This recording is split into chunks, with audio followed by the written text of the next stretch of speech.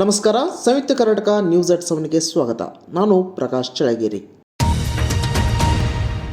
ಜಯದೇವ್ ಆಸ್ಪತ್ರೆ 24 ಗಂಟೆ ಕಾರ್ಯನಿರ್ವಹಿಸಲು ಅಗತ್ಯ ಸಿಬ್ಬಂದಿ ಮತ್ತು ಹಣ ಒದಗಿಸಲಾಗುವುದು ಎಂದು ಮುಖ್ಯಮಂತ್ರಿ ಸಿದ್ದರಾಮಯ್ಯ ಘೋಷಿಸಿದರು.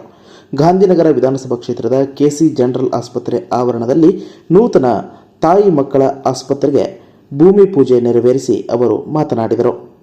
ಕಾರ್ಯಕ್ರಮದ ವೇದಿಕೆಯಲ್ಲೇ ಜಯದೇವ್ ನಿರ್ದೇಶಕರನ್ನ ದೂರವಾಣಿ ಮೂಲಕ ಸಂಪರ್ಕಿಸಿದ ಮುಖ್ಯಮಂತ್ರಿಗಳು ಇನ್ನು ಮುಂದೆ ದಿನದ 24 ಗಂಟೆ ಜಯದೇವದಲ್ಲಿ ಎಲ್ಲ ರೀತಿಯ ಆರೋಗ್ಯ ಸೇವೆ ಒದಗಿಸಬೇಕು, ಇದಕ್ಕೆ ತಕ್ಕ ಸಿದ್ಧತೆಗಳನ್ನು ಮಾಡಿಕೊಳ್ಳಿ ಎನ್ನುವ ಸೂಚನೆ ನೀಡಿದರು.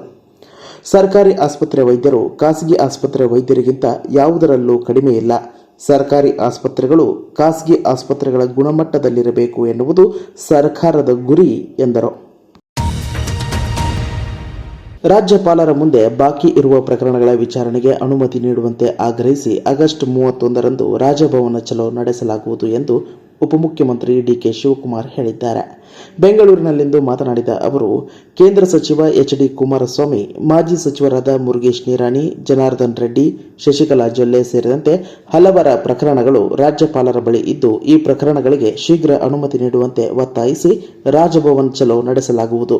ಅಂದು ಬೆಳಗ್ಗೆ 10 ಗಂಟೆಗೆ ವಿಧಾನಸೌಧದ ಗಾಂಧಿ ಪ್ರತಿಮೆಯಿಂದ ರಾಜಭವನಕ್ಕೆ ತೆರಳಿ ರಾಜ್ಯಪಾಲರಿಗೆ ಮನವಿ ಸಲ್ಲಿಸಲಾಗುವುದು ಎಂದರು. ಈಗಾಗಲೇ ರಾಜ್ಯದಲ್ಲಿ ಅನೇಕ ಪ್ರಕರಣಗಳು ಲೋಕಾಯುಕ್ತ ಮತ್ತು ಬೇರೆ ಬೇರೆ ತನಿಖಾ ಸಂಸ್ಥೆಯಿಂದ SID ಎಲ್ಲ ಆಗಿ ಗವರ್ನರ್ ಅವರಿಗೆ ಪ್ರಾಸಿಕ್ಯೂಷನ್ಗೆ ಪರ್ಮಿಷನ್ ಕೇಳಿದ್ದಾರೆ. ಅದ್ರ ಬಗ್ಗೆ ಕೂಡ ಇವತ್ತು ನಾವು 4 ವಿಚಾರಗಳನ್ನ ರಾಜ್ಯಪಾಲರಿಗೆ ಕಳಿಸ್ಕೊಟ್ಟಿರೋದನ್ನ ನಾವು ನೆನಪು ಮಾಡ್ತಾ ಇದ್ವಿ. ಕೊಲೆ ಆರೋಪದಲ್ಲಿ ಜೈಲು ಸೇರಿರುವ ನಟ ದರ್ಶನ್ನನ್ನ ಬಳ್ಳಾರಿ ಜೈಲಿಗೆ ಸ್ಥಳಾಂತರಿಸುವ ಬಗ್ಗೆ ಪೊಲೀಸ್ ಇಲಾಖೆ ತೀರ್ಮಾನ ಕೈಗೊಳ್ಳಲಿದೆ ಎಂದು ಮುಖ್ಯಮಂತ್ರಿ ಸಿದ್ದರಾಮಯ್ಯ ತಿಳಿಸಿದರು.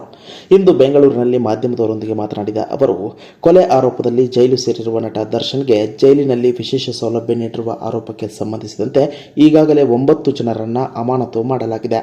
ಪ್ರಕರಣಕ್ಕೆ ಸಂಬಂಧಿಸಿದಂತೆ ತನಿಖೆ ಕೈಗೊಂಡು ವರದಿ ಆಧಾರದ ಮೇಲೆ ತಪ್ಪೆಸಗಿರುವ ಇನ್ನಷ್ಟು ಅಧಿಕಾರಿಗಳನ್ನು ಅಮಾನತು ಮಾಡಲಾಗುವುದು ಎಂದರು. ರಿಪೋರ್ಟ್ ಕೊಟ್ಟ ಮೇಲೆ ಎಂಕ್ವೈರಿ ಮಾಡಕ್ಕೆ ಹೇಳಿದ್ದೀವಿ.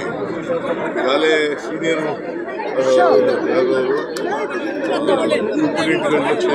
ಮಾಡಿದ್ದೀವಿ. 9 ಜನ ಸಸ್ಪೆಂಡ್ ಮಾಡಿದ್ದೀವಿ.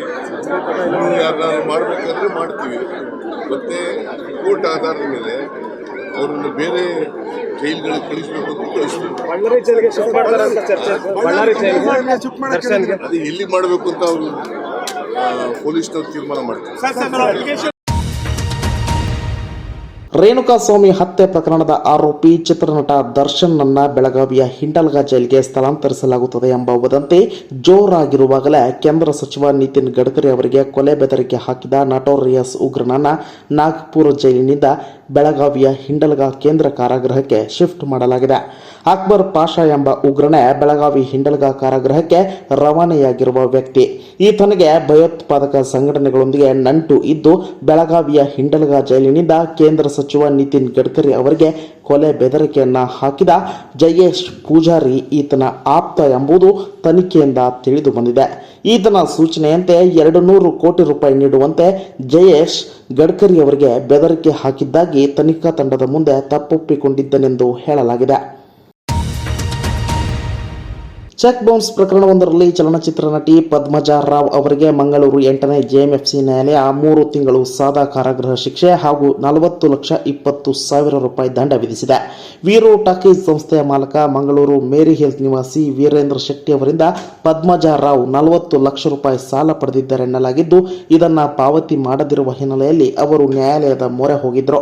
ತನ್ನಿಂದ ಪದ್ಮಜಾ ರಾವ್ 40 ಲಕ್ಷ ರೂಪಾಯಿ ಸಾಲ ಪಡೆದಿದ್ರು. ಇದಕ್ಕೆ ಭದ್ರತೆಯಾಗಿ 2020 ಜೂನ್ 17ರಂದು ಪದ್ಮಜಾ ರಾವ್ ಚೆಕ್ ನೀಡಿದ್ರು. ಈ ಚೆಕ್ ಅನ್ನ ನಗದೀಕರಿಸಲು ಹಾಕಿದಾಗ ಅವರ ಬ್ಯಾಂಕ್ ಖಾತೆಯಲ್ಲಿ ಅಷ್ಟೊಂದು ಮೊತ್ತ ಇರಲಿಲ್ಲ. ಈ ಹಿನ್ನೆಲೆಯಲ್ಲಿ 15 ದಿನಗಳ ಒಳಗೆ ಸಾಲದ ಹಣ ಪಾವತಿಸುವಂತೆ 2020 ಜೂನ್ 30ರಂದು ಪದ್ಮಜಾ ರಾವ್ ಅವರಿಗೆ ನೋಟಿಸ್ ನೀಡಲಾಗಿತ್ತು. ಆದರೆ ಅವರು ಹಣ ಪಾವತಿಸಿಲ್ಲ ಎಂದು ವೀರೇಂದ್ರ ಶೆಟ್ಟಿ ನ್ಯಾಯಾಲಯಕ್ಕೆ ನೀಡಿರುವ ದೂರಿನಲ್ಲಿ ಹೇಳಿದ್ದರು. ಮಧುಗಿರಿ ತಾಲೂಕಿನ ಬುಳ್ಳಸಂದ್ರ ಗ್ರಾಮದಲ್ಲಿ ನಡೆದ ಜಾತ್ರೆಯಲ್ಲಿ ಪ್ರಸಾದ ಸೇವಿಸಿ 3 ಮೃತಪಟ್ಟು ಹಲವರು ಅಸ್ವಸ್ಥಗೊಂಡ ಘಟನೆ ನಡೆದಿದೆ. ಬುಳ್ಳಸಂದ್ರದ ನಿವಾಸಿಗಳಾದ 84 ವರ್ಷದ ತಿಮ್ಮಕ್ಕ ಮತ್ತು 80 ವರ್ಷದ ಗಿರಿಯಮ್ಮ ಹಾಗೂ ಆಂಧ್ರ ಪ್ರದೇಶದ ಮಡಗಶಿರ ತಾಲೂಕಿನ ಸಿದ್ದಿಗಿರಿ ಗ್ರಾಮದ 45 ವರ್ಷದ ಖಾಟಮ್ಮ ಮೃತ ದುರ್ದೈವಿಗಳು ಎಂದು ಗುರುತಿಸಲಾಗಿದೆ. ಶ್ರಾವಣ ಮಾಸ ಹಿನ್ನೆಲೆಯಲ್ಲಿ ಕರಿಯಮ್ಮ ಮತ್ತು ಮುತ್ತುರಾಯ ಭೂತಪ್ಪ ದೇವರ ವಾರ್ಷಿಕ ಜಾತ್ರೆ ಶನಿವಾರ ಆರಂಭವಾಗಿತ್ತು. ಭಾನುವಾರ ಆಹಾರವನ್ನು ಸೇವಿಸಿದ ನಂತರ ಹಲವರಲ್ಲಿ ವಾಂತಿ ಭೇದಿ ಕಾಣಿಸಿಕೊಂಡು ಅಸ್ವಸ್ಥರಾಗಿದ್ದರು. ಗ್ರಾಮಕ್ಕೆ ಆರೋಗ್ಯ ಇಲಾಖೆ ಅಧಿಕಾರಿಗಳು ಭೇಟಿ ನೀಡಿ ತನಿಖೆ ಕೈಗೊಂಡಿದ್ದಾರೆ. ಇನ್ನಷ್ಟು ಬರವಣಿಗೆಗಳು, ವಿಶೇಷ ಲೇಖನಗಳು ನಿಮಗಾಗಿ ಕಾಯ್ತಾ ಇರ್ತವೆ. ಓದ್ತಿರಲ್ವಾ?